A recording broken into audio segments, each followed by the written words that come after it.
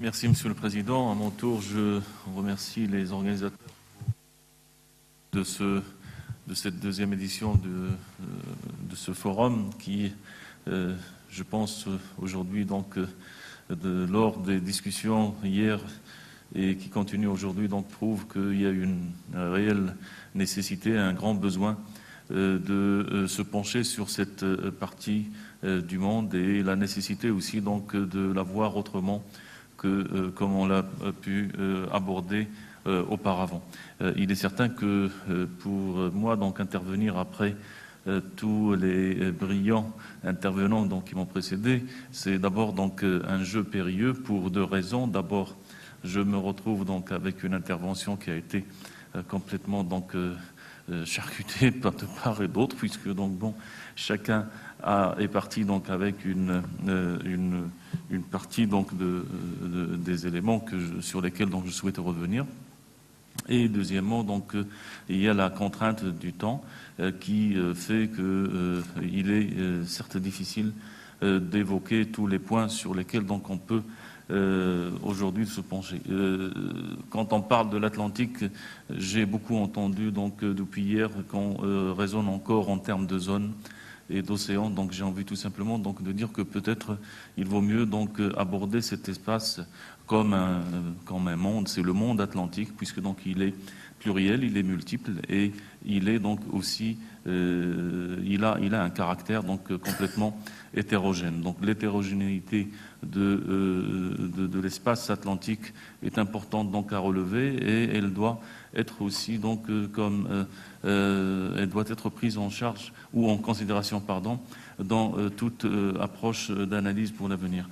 Il est certain que cette hétérogénéité, donc, elle se vérifie que ce soit donc d'un point de vue humain ou physique, mais ce sont donc ces disparités qui caractérisent l'Atlantique, qui ont permis aussi donc la création d'une histoire commune et aussi donc la possibilité de complémentarité dans ce monde. Donc l'Atlantique donc est un espace qui se caractérise par un équilibre instable qui s'est établi entre des partenaires qui continuent malheureusement donc à être des partenaires inégaux. D'où la difficulté, et il faut aussi donc on le souligne, la difficulté de trouver donc une définition et surtout donc de trouver des objectifs communs et des objectifs stratégiques communs pour un espace qui aujourd'hui connaît donc des évolutions différentes, que ce soit donc dans sa partie nord ou dans sa partie sud, mais surtout donc à un moment où dans cette région du monde nous vivons d'abord donc une rupture stratégique. Après donc ce que l'Afrique du Nord donc a connu comme bouleversement lors de ces 2 dernières années, mais aussi donc dans les zones voisines, c'est une géopolitique bouleversée qui est en train encore donc de s'installer avec des conséquences donc pour le moment indéterminées. Il est certain que dans un contexte nouveau, il faut aussi donc pouvoir élaborer des approches nouvelles. Quand beaucoup de points ont été donc évoqués, je vais essayer de revenir sur certains. Il y a certes des défis et des menaces qui ont un caractère traditionnel, mais il y a aussi donc des défis et des menaces et des risques nouveaux qui s'installent en particulier donc dans la zone sud de l'Atlantique. Nous sommes face à deux situations. D'un côté, donc l'Atlantique Nord qui paraît être un espace figé, mais malgré donc malgré donc ce caractère figé de cet espace, il est traversé en silence par des événements, par des courants, par des mutations qui vont certainement donc avoir des conséquences sur la question de la sécurité. Deuxièmement, pour le Sud, on est aujourd'hui donc face à une situation, donc une conjoncture donc qui est complètement donc nouvelle. Nous avions donc des vulnérabilités auparavant dans cet espace et surtout donc en Afrique. Bon, il y a la problématique des États défaillants. Il y a bien sûr la question donc de la criminalité transnationale, l'extrémisme violent et d'autres problèmes que connaît donc cet espace. Il faut juste à mon sens, quand on prend donc ce grand désert maritime qu'est l'Atlantique, c'est de nous pencher peut-être à certaines zones grises dans cet espace et qui ont permis et qui permettent encore le développement d'autres risques et menaces et aussi donc de nouvelles et de nouveaux défis en matière de sécurité. Nous avons aujourd'hui, en termes de criminalité transnationale et surtout donc de trafic de drogue, la troisième route de la drogue, qui est la route saharienne, et on voit que ces routes se déplacent donc du nord vers le sud, donc et cette route saharienne aujourd'hui donc a créé une réalité nouvelle, non seulement donc dans la région du Sahel, mais c'est juste parce que donc on a parlé aussi donc de cette criminalité du trafic de drogue. C'est pour dire qu'aujourd'hui donc on a des difficultés à donner donc des chiffres sur la quantité de drogue de cocaïne essentiellement donc qui vient d'Amérique du Sud vers l'Afrique, mais c'est selon donc les sources, ces chiffres restent quand même importants en termes en tonnes donc de drogue qui arrivent, et on sait en tout cas que le marché européen par exemple est alimenté jusqu'à une hauteur donc de 30% de ses besoins en cocaïne par cette route. Il est certain aussi que la fragilité des États, la conséquence donc de la mauvaise gestion des transitions en cours lors d'une certaine période de ces transitions, la prolifération des armes, la problématique donc de la migration clandestine. Donc ce sont autant de menaces, de risques qui sont encore aujourd'hui, qui représentent encore aujourd'hui donc des menaces pour l'avenir de la région. On parle beaucoup de la sécurité surtout donc dans l'Atlantique Sud. Il est certain aujourd'hui qu'il y a des défis auxquels donc il est temps donc d'accorder l'importance dont ils bénéficient. Je pense que la pression démographique est importante comme défi pour les années à venir. Cette pression démographique peut tout simplement donc transformer ce point donc en bombe démographique.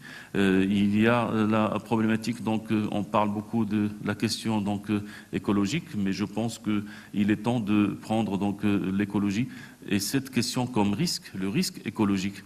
Nous avons aujourd'hui donc une situation de migration de migration donc illégale qui est en train donc d'être analysée, qui prend un peu de l'ampleur, mais il faut aussi donc se pencher sur toutes ces migrations internes dans les États, et il faut aussi donc se pencher sur la problématique à venir, à savoir donc le développement des violences urbaines dans beaucoup de pays, avec donc tous les risques et conséquences sur la sécurité et stabilité des États qui sont déjà fragiles. Il y a la problématique donc de ce déséquilibre dans les échanges mondiaux et dans les échanges dans les marchés mondiaux, pardon. Et ces déséquilibres, donc on peut quand même tout simplement donc dire que rien, en tout cas pour le moment, donc n'est fait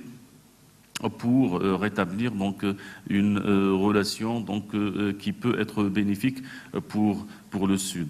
Il y a le défi de la sécurité maritime. Quand on parle donc de la sécurité maritime, on parle beaucoup donc de la problématique donc de la piraterie qui est réelle, mais je pense aussi qu'il ne faut pas qu'on oublie donc la question de la sécurité des eaux territoriales et aussi donc des zones côtières. Et comme on le sait tous, il y a beaucoup de problèmes qui se développent dans ces zones, que ce soit en matière de contrebande ou même de braconnage, donc de produits de la mer, etc.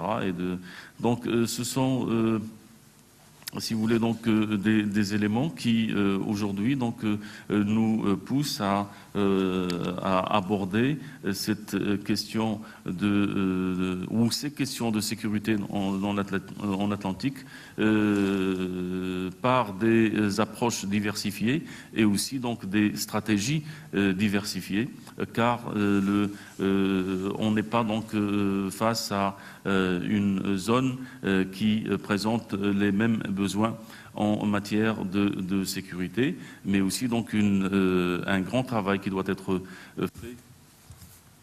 Un grand travail qui doit être fait. Je pense que, Monsieur le Président, vous n'avez pas cherché à me reprendre la parole. Merci.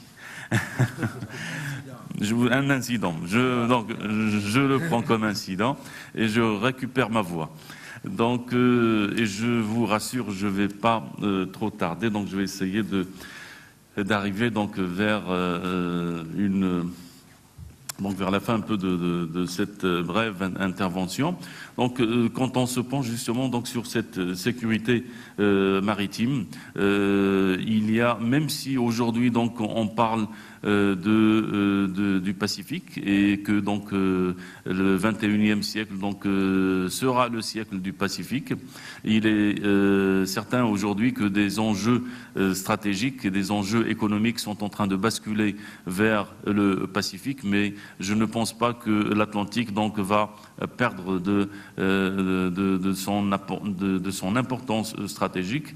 C'est aussi donc un point qui doit être pris en considération dans nos analyses à venir, à savoir donc la présence et le rôle des puissances extérieures donc à la zone atlantique. Donc cette présence et ce rôle des puissances extérieures peut aussi donc être une source de conflictualité à venir. Nous sommes bien sûr dans la question aussi donc de la sécurité maritime appelle une autre question à mon sens. On parle beaucoup donc on aborde beaucoup donc l'Atlantique en tant qu'océan et en tant qu'espace maritime. Je pense aussi qu'il faut qu'on ait présent dans notre esprit donc l'espace aérien et l'importance de cet espace aérien. Et on l'a vu que ce soit donc en termes de menaces, de risques, que cet espace aérien n'est peut-être pas suffisamment géré. On a vu, on a tous présent donc dans notre mémoire l'histoire donc du Boeing d'Air Coque. Donc nous avons aussi aujourd'hui, je termine par ce point, je pense donc de prendre que ce soit en matière donc de gestion de la sécurité aérienne de cet espace atlantique ou de la sécurité maritime, parce que On parle beaucoup aujourd'hui donc du terrorisme et de l'extrémisme ou des actes d'extrémisme donc violents sur le sol, à ne pas écarter l'éventualité donc que cette activité terroriste décide à un moment ou à un autre de prendre aussi le large, ce qui nous amène à revoir beaucoup de choses, et ce qui nous ramène aussi donc puisque donc j'évoquais la question donc de la sécurité aérienne, à intégrer dans notre démarche et notre approche la question donc de la cybersécurité. Pour tout cela donc il y a une seule voie, un seul chemin, c'est celui de la coopération. Malheureusement, donc, il y a un déficit énorme. Il est certain qu'on ne peut coopérer contre des gens qui sont donc du même niveau ou qui disposent des mêmes moyens. Nous ne sommes pas dans cette réalité, dans ce monde atlantique. Néanmoins, il y a aujourd'hui donc un besoin réel de se pencher sur sur l'Atlantique et de créer les instruments donc nécessaires et de créer aussi donc la conscience collective autour de ce que peut cet espace nous léguer comme menace, mais aussi comme opportunité. Je pense que l'avenir se joue ou se jouera dans le Pacifique, mais l'Atlantique n'a pas encore dit tous ces mots et il a encore des choses à dire. Donc c'est ce qui me ramène à terminer par ce dernier point. Je pense que l'avenir donc du Pacifique ne peut être qu'équilibré par l'Atlantique. C'est pourquoi donc croire en l'Atlantique, c'est croire en l'avenir de beaucoup de pays de cette région. Je vous remercie.